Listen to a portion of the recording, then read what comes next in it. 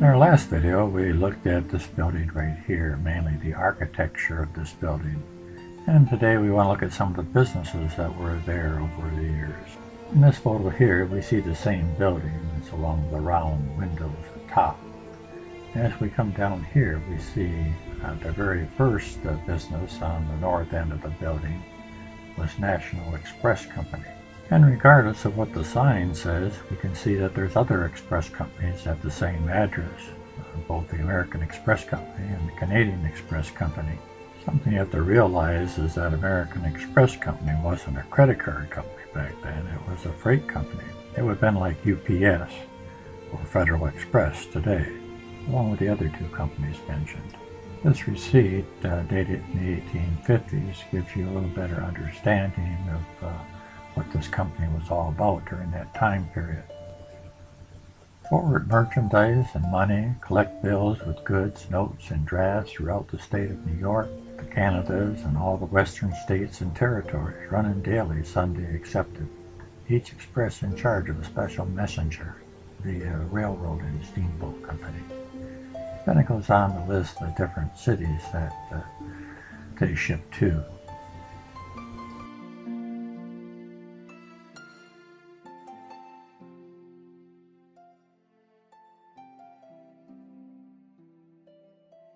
And here we see one of these money transfers dated 1891, $20.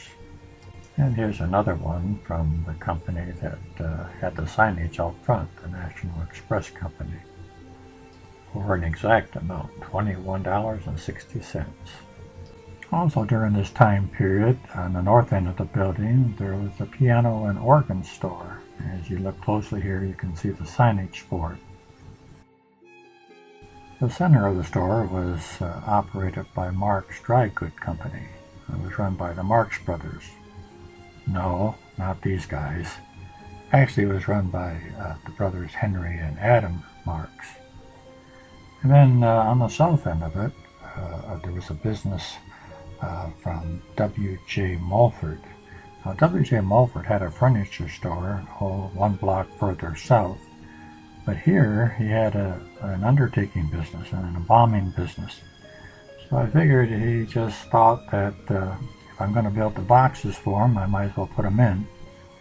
It wasn't the first one either. We saw the same situation in the Merchant Exchange building, where the old Michigan National Bank used to be, with a furniture company and an undertaker with the same name.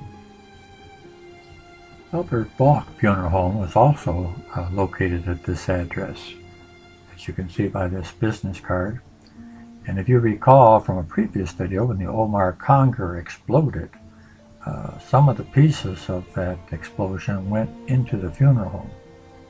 As this newspaper article states, a storm of broken glass fell on the funeral party. The heavy radiator, which had been sent hurling through the air by the force of the explosion on the steamer Conger, had carried away the sashwork, glass, and framework of the two larger windows in the Falk building. The mass of iron fell to the floor inside the chapel. Shortly after this, they moved over to 6th Street. On the second floor, there was the International Business College, as you can see from the signage here. And also they had a shorthand school. Ladies that wanted to learn how to take shorthand. And if you look just below the sign, you'll see that there's another word that's actually carved into the building itself, and that's more, as this was considered the Moore building. There was actually something else that was on the front of the building as well. You can't see it in this photo, but in this one you can. And that's where the Elks met. You can see the elk head that's on the front. There are many offices in this building and businesses, but one of the places I remember, and not very fondly, is old Doc McVigor's office. He was a dentist. He was my dentist, and I use that term loosely because I went to him once as a boy. Had some cavities filled. It was the most painful experience I ever had. I told Mom I'd never go back there, and I never did. You have to remember, dentists back in those days aren't at all like the dentists today. None of the modern conveniences. You had the old noisy drill that just looked like it was hanging by a cable. Then you had the spittoon that you took little paper cups and washed your mouth out with. No reclining chairs with the vibrators and everything that they have today.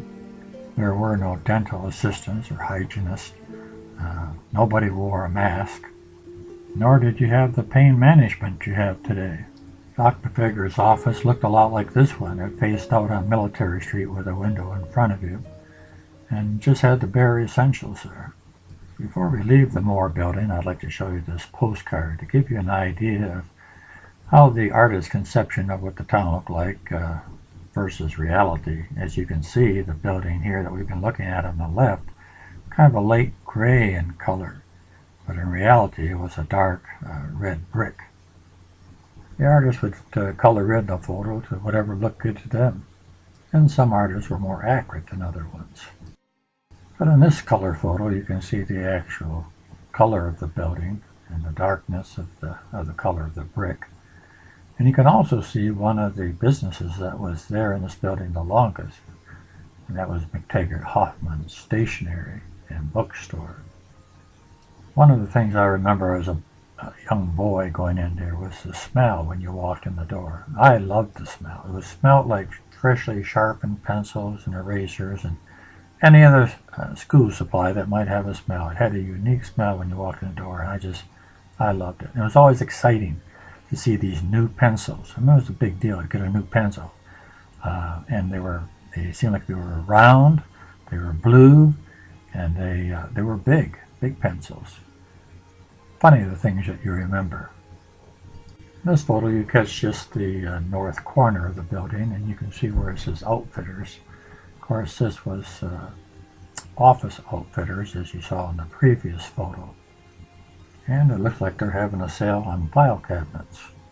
In this photo here that was taken much later, you can see that the signage is much different. It appears to be a very inexpensive painted sign on the front of the building. In this view you can see it much better. Also notice in this photo there are no longer the beautiful bay windows that used to be there. They've now just replaced them with regular windows, and it looks like they've painted the background white. I believe this photo was probably taken just before they tore that whole block down. Alright, let's go to the next building that's just south of the Moore building. And here we have probably one of the earliest photos of that side of the street. And you can see from this photo that is a two-story building. But in this photo here, which wasn't taken much later than the previous photo, we see it's a three-story building. I guess it's probably there was a fire there. It could have just added another floor on it, but the windows on the second floor don't appear to be the same windows and the same openings. But it's possible. I would like to show you three postcards I have now. The first one that we've already looked at without the red rectangle this time. And you can see in the foreground a carriage and horse. And this is just a basic black and white postcard. In the same photo, on this postcard, you can see that the horse and carriage has been cropped out. You can also see something running along the curb, and it doesn't show up real well here, but that is the gold sparkly stuff. And you can see it running along the curbs, and you can also see it running along the second floor line over the awnings and even above that. I imagine this postcard costs a little more than the previous ones since it's so jazzed up and beautiful. And that must have been pretty good glitter. It's over 100 years old and it still glitters. In this postcard we have the same photo. It's been colorized though, and these striped awnings make for a very colorful postcard. You can also see that the artist on this one colored the Moore building with a little lighter color of red, a little bit closer to what it actually was. During that time there was a liquor store there, and according to their advertisement it says it was a dealer in a full stock of wines, liquors, and cigars, the best the market affords. It was run by Frank Beckton, and he lived over the store itself. Ever since I can remember, it was always the Burke Hotel. Before that, it was the Bork Hotel, spelled B-O-U-R-K. Before that, the Wentworth Hotel. And then quite a while before that, it was the Chic Hotel. And in between there for a little bit, it was a military restaurant. It's also one of the few buildings that I've ever seen that has the fire escape right in the front of the building. And later on, they went out of business, as you can see from this photo here, and you can see all the windows boarded up. And the last building in the block we want to look at is this building here in the corner. During this time period, it was Kerr Albert Office Supplies. When I was growing up, and that's mainly the 40s, 50s, and 60s in Fort Huron, this building was occupied by Schaffner Appliance. And you can see from this picture here, you can't get a very good view from the front here, but you can see the signage they had out here. You can see the Admiral and Speed Queen and Whirlpool. And in this next picture, gives you a little better picture of the front. Here you can see the Schaffner sign right out front, and by cracky, that isn't a Ringer washing machine out front.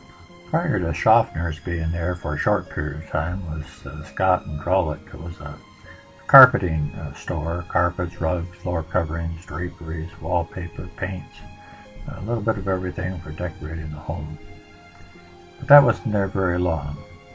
Before that, H.A. Smith had a store there for several years, store number 7. And if you recall, in an earlier video, we saw that they were also located up a few doors from them, so they must have moved at some point along there. I really like this postcard. It's the only postcard I've ever seen of the Maxine Theater. We have another photo just after this, but this is the only postcard, and it's a very nice picture. It's clear. This gives you a pretty good picture. Shows the signage out front. Shows the canopy with a little railing around the top. And of course the coming attractions were posted all on the post there, and see some folks looking inside. This is a great picture, not because of its clarity, because it's a little blurry, but because of the historical value. In this earlier picture you can see that the canopy hasn't been installed yet over the doors. You can see that the Maxine Theater sign coming out from the building is much higher than the previous picture that we looked at. And you'll also see that there's a stairway going up alongside of the building, which we'll see a little clearer in the next picture. In this photo here, we can see that there was a cafe on the corner, or a restaurant. You can see the signage coming out from the building saying Elite Cafe, even though the telephone pole is in the way. And if you were lucky enough after dinner, perhaps you would pick up a Benedict cigar, as you can see from the signage on the side of the building. This also gives you a pretty good look at the stairs going to the second floor. In this earliest photo we have of this block, we see that it's still the same restaurant. You can see the cafe, you can't quite make out the rest of it. I believe that's the Elite Cafe as well. It's just the sign coming out from the building isn't there at that time. Also, you notice that they have the day's special right there on the sidewalk on the signboard. Too bad we couldn't read what it was. And here it is in color.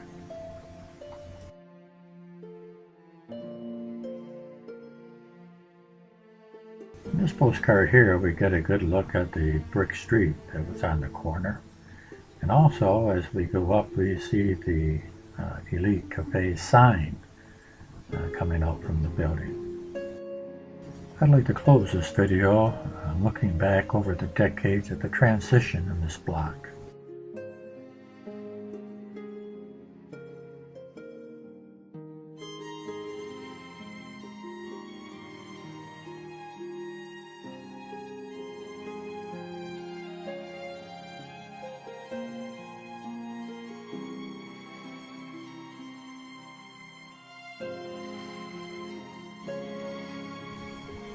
It's almost sad.